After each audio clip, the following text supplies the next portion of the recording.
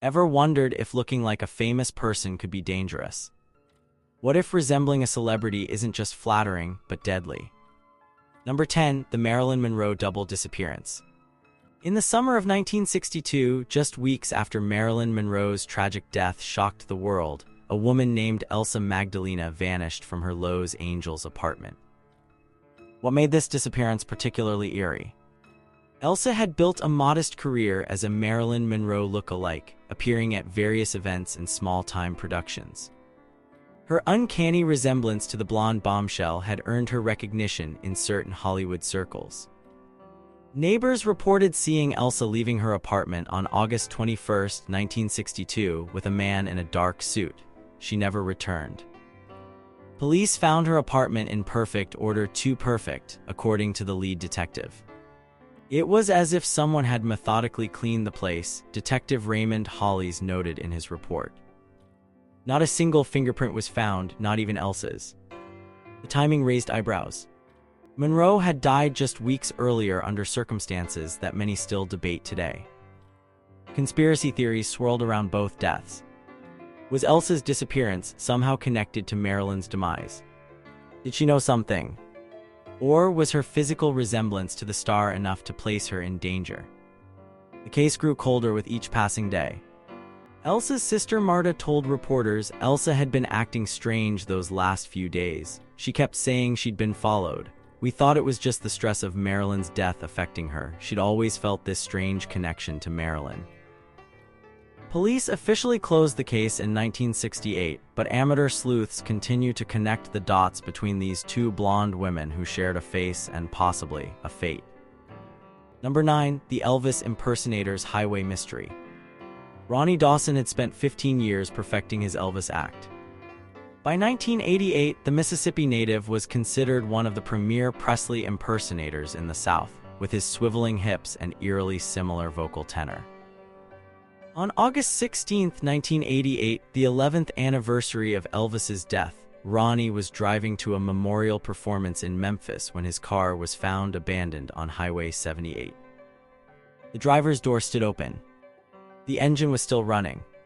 Ronnie's prized blue suede shoes remained on the passenger seat, but the man himself was nowhere to be found. It was like he vanished into thin air, Sheriff Walter Bridges told the press. No signs of struggle, no blood, nothing. The timing was impossible to ignore. Disappearing on the anniversary of Elvis's death while en route to perform at a memorial. Fans and conspiracy theorists had a field day with the possibilities. 3 days later, things got even stranger. A gas station attendant in Tupelo, Elvis's birthplace, claimed a disoriented man resembling Ronnie came in asking for help, saying people were after him because of what he knew about the king. When police arrived, the man was gone. Ronnie's body was discovered 2 weeks later in a wooded area 5 miles from where his car had been found. The official cause of death, exposure to elements. But many questions remained unanswered. Why would Ronnie leave his car and walk into the woods? How did he end up 5 miles away? And why were there unidentified fingerprints on his wallet and belt? His family never accepted the official explanation. Ronnie's brother Terry claimed, "Ronnie told me about men in suits asking him strange questions about Elvis at his shows like they were fishing for information. He thought they were just superfans until they started showing up at his home." The case faded from public interest but remains open in the files of the Mississippi State Police. Number 8. The James Dean doppelganger's fiery end. Tommy Weldon had heard it all his life, "You look just like James Dean." The resemblance was striking, the same brooding eyes, tousled hair, and rebellious smirk that had made Dean an icon. By 1995, Tommy had embraced the comparison, occasionally working as a James Dean impersonator for Hollywood parties and events. On September 30, 1995, the 40th anniversary of Dean's fatal car crash, Tommy was driving his 1955 Porsche Spyder down a winding California road when his car went off the embankment. The vehicle burst into flames upon impact, killing Tommy instantly. The parallels were impossible to ignore. Same date, similar car, identical fiery end. Friends revealed that Tommy had been researching Dean's life extensively for a potential biopic. He was obsessed with the details of Dean's death, explained Tommy's roommate Kevin Frost. He'd collected newspaper clippings, accident reports, even spoke with people who claimed to know secrets about the crash. 2 weeks before the accident, Tommy had called his mother in Oklahoma, sounding agitated. "Mom, you won't believe what I found out," he reportedly said. "The whole story about Dean's crash, it's not what people think." He promised to explain when he visited home the following month, a visit he wouldn't live to make. Investigators ruled Tommy's death accidental, concluding he took the curve too fast. Yet questions lingered. The mechanic who had serviced Tommy's Porsche just days before insisted the brakes had been in perfect condition. Additionally, a witness reported seeing another vehicle following Tommy's Porsche closely before the accident, though this lead was never fully investigated. Tommy's sister Dana remains convinced there's more to the story. The timing was too perfect, the similarities too exact. Tommy wasn't just playing James Dean toward the end, he was unraveling something about him. Number 7. The Cobain clone conspiracy. When grunge musician Nathan Wilson was found dead in his Seattle apartment in April 1999, many thought it was just another tragic rock and roll overdose. But as details emerged, the case took a bizarre turn. Nathan wasn't just any struggling musician, he bore an uncanny resemblance to Kurt Cobain, so much so that he'd been hired for several advertising campaigns as a Cobain look-alike after the Nirvana frontman's 1994 suicide. Nathan died on April 5th, the exact anniversary of Cobain's death. He was found in a similar position, with drug paraphernalia nearby.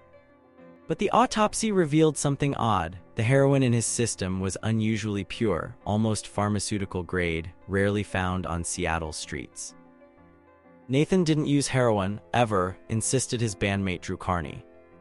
He was straight edge, didn't even drink coffee. He hated being compared to Cobain except for the looks, which he couldn't help. The investigation uncovered that Nathan had been working on a documentary exploring inconsistencies in Cobain's death investigation. His laptop contained interviews with witnesses who claimed to have information contradicting the official suicide ruling. This laptop disappeared from police evidence 3 days after it was collected. A neighbor reported seeing 2 men in suits entering Nathan's building the night before his body was discovered.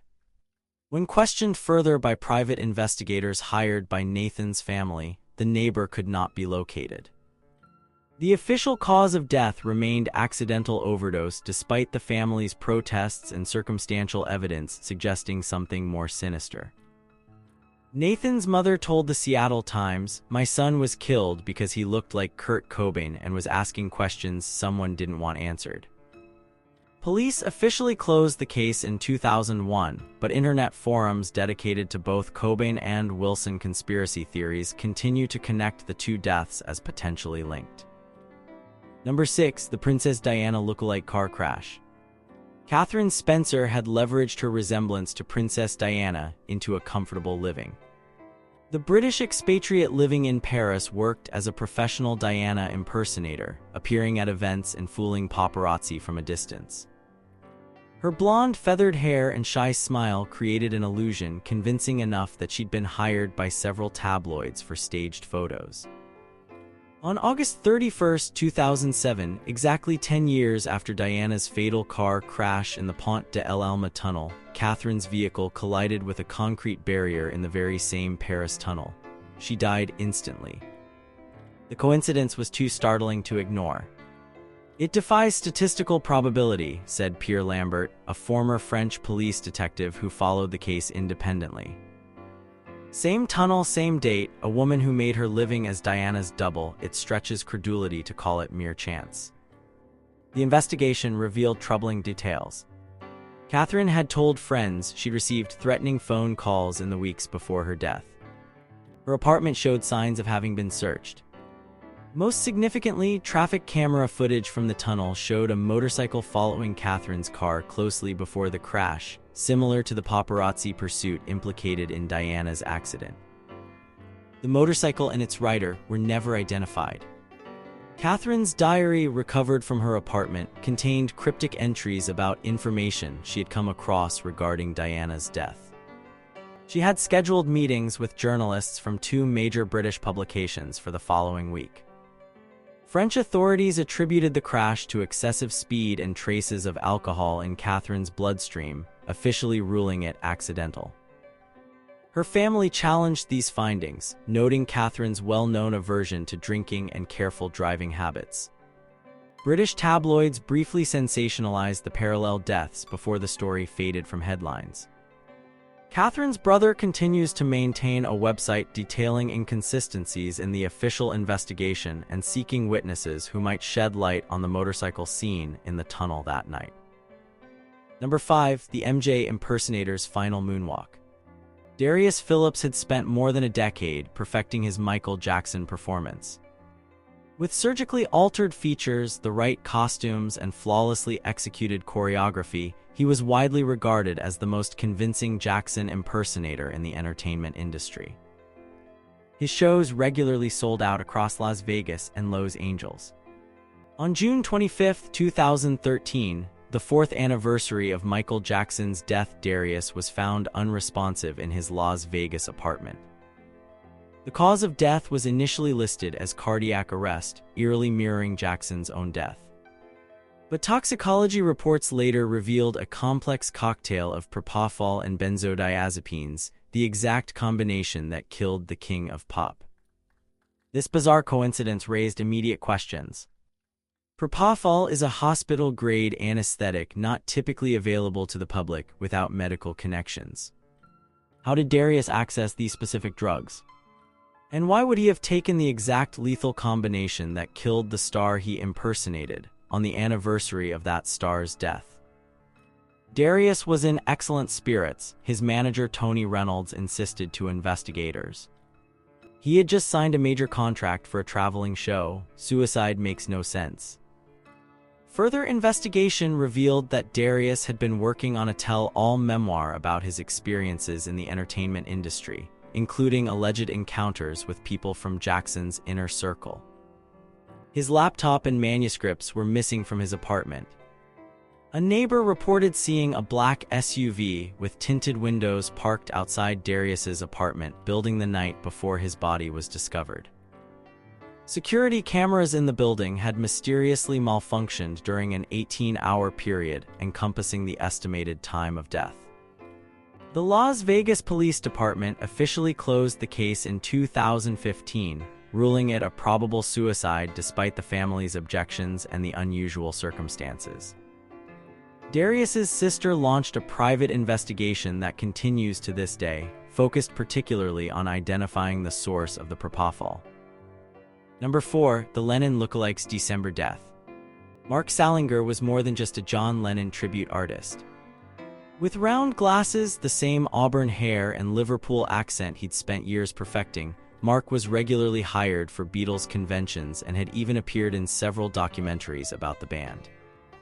His physical resemblance to the late Beatle was so striking that Yoko Ono herself once reportedly did a double take upon seeing him at a New York art gallery. On December 8, 2010, 30 years to the day since Lennon was shot outside the Dakota Building, Mark was found dead in Central Park, just across from the famous apartment building. He had been shot 4 times at close range. His killer remains unknown. The parallels were undeniable. Same date, same vicinity, same number of gunshot wounds. The only difference was that Mark was found in the morning, while Lennon had been shot in the evening hours. In the weeks before his death, Mark had been conducting research for a documentary examining conspiracy theories surrounding Lennon's assassination. His producer, Alexis Dorn, revealed that Mark had uncovered what he described as game-changing information about the forces behind Lennon's death. He was excited but also nervous, Dorn told investigators. He kept saying that powerful people wouldn't want this information getting out. I thought he was being dramatic until he turned up dead. Adding to the mystery, Mark's apartment showed signs of having been methodically searched. His research notes were missing, as was his laptop and phone. The only item seemingly out of place was a copy of J.D. Salinger's The Catcher in the Rye, the same book carried by Lennon's assassin left prominently on his coffee table. Friends confirmed Mark didn't own the book previously. NYPD officially classified the murder as a mugging gone wrong, though nothing was taken from Mark's person. His wallet, watch, and phone were all found with his body. The case quickly went cold despite the high-profile nature of the killing and its eerie connections to one of music's most notorious murders. Number 3. The Madonna Mimic Mystery. Jennifer Leeson had built her career on her striking resemblance to Madonna.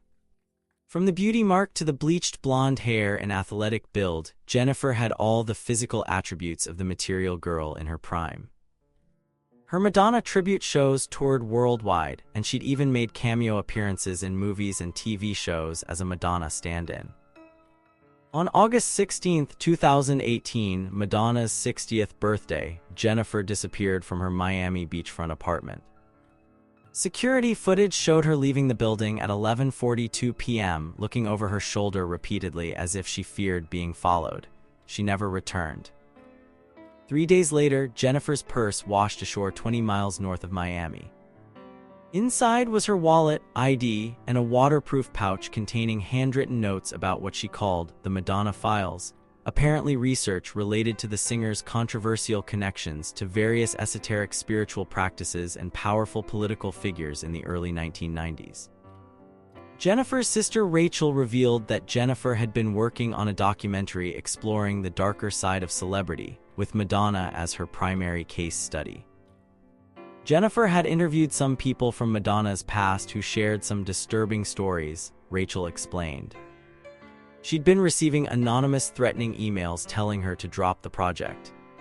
Adding to the intrigue, Madonna herself canceled 3 appearances around the same time, citing exhaustion. Internet sleuths were quick to note that the singer appeared visibly shaken during her next public appearance 2 weeks later. Jennifer's body was never found despite extensive searches of the coastline and ocean. Her apartment showed no signs of forced entry, though a neighbor reported hearing an argument the night she disappeared. The case remains officially open as a missing person investigation, though Miami-Dade detectives have acknowledged they are treating it as a presumed homicide. Jennifer's research materials, computer, and notes were allegedly seized by FBI agents 2 days after her disappearance, though the Bureau has never officially confirmed their involvement in the case. Number 2. The Prince Duplicate's Purple Puzzle. Deshaun Morris had the talent, the look, and the style to be considered the premier Prince impersonator in the country. Standing 5 feet 3 inches with the same delicate features and expressive eyes, Deshaun could have passed for Prince's twin. His tribute shows were legendary, capturing not just the music but the essence and electricity of the Purple One himself. On April 21, 2017, the first anniversary of Prince's death, Deshaun was found unresponsive in the elevator of his Minneapolis studio apartment. The parallels were uncanny. Prince had been found in an elevator at Paisley Park exactly 1 year earlier. The medical examiner initially suspected an overdose, mirroring the circumstances of Prince's own death. But toxicology reports complicated the picture. Though fentanyl, the drug that killed Prince, was found in Deshaun's system, the medical examiner noted unusual aspects to the case. The concentration was extraordinarily high, suggesting the exposure wasn't typical recreational use. Additionally, there was no evidence Deshaun had previously used opioids, with friends and family insisting he didn't even take pain relievers. Deshaun was terrified of drugs, his drummer Marcus Williams told investigators. Because of how Prince died, he wouldn't even take an aspirin. He'd say, "That's how it starts."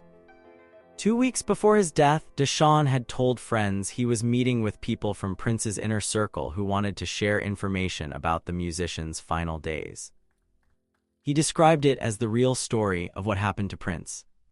The meeting was scheduled for April 19th, but Deshaun never revealed if it took place.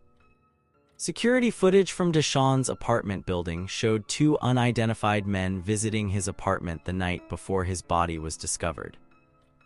Police attempts to enhance the footage were unsuccessful due to what was described as unusual digital interference, affecting just those specific time-stamped segments.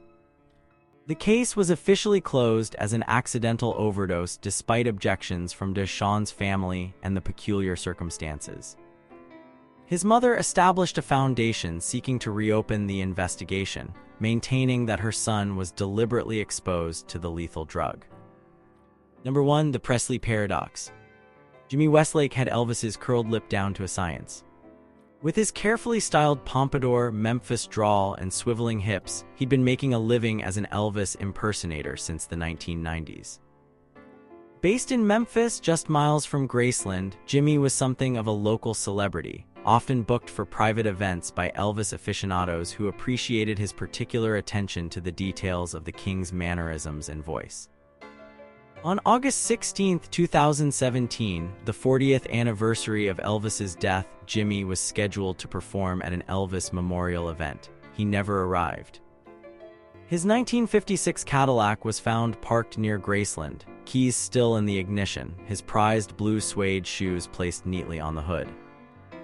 3 days later, Jimmy was found dead in a hotel room registered under the name Aaron King, combining Elvis's middle name with his famous title. The cause of death, heart failure complicated by prescription drug abuse, eerily similar to Elvis's own demise.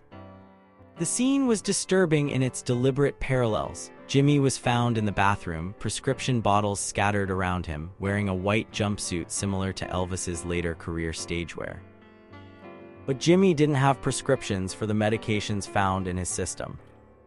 In fact, friends insisted he was meticulously health-conscious, having given up alcohol and embraced clean living years earlier precisely because he was aware of how Elvis's lifestyle had contributed to his early death. Jimmy was a health nut, said his girlfriend Susan Martinez. He wouldn't even take cold medicine. He'd always say he wasn't going to go out like Elvis did. He wanted to be the Elvis that might have been if he'd taken better care of himself. In the weeks before his death, Jimmy had been unusually secretive, telling Susan he was researching something about Elvis that could change everything people think they know. His research notes and computer were missing from his home. Memphis police discovered that Jimmy had met with a former Presley insider 3 times in the month before his death. This person, never publicly identified, refused to speak with investigators. The investigation stalled as contradictory evidence emerged. Though the medical evidence pointed to an accidental overdose, Jimmy had no history of drug use or prescriptions for the medications found in his system. The hotel room had been paid for in cash, and the registration card filled out in handwriting experts confirmed did not match Jimmy's. The case remains officially unsolved, with efforts to reopen the investigation ongoing. Internet forums dedicated to Elvis conspiracies have embraced Jimmy's death as potential proof that there are still secrets surrounding the king's demise that powerful interests want to keep hidden. Is this all just a series of bizarre coincidences? Or could there be something more sinister connecting these deaths? What happens when you look too much like someone famous or ask too many questions about them?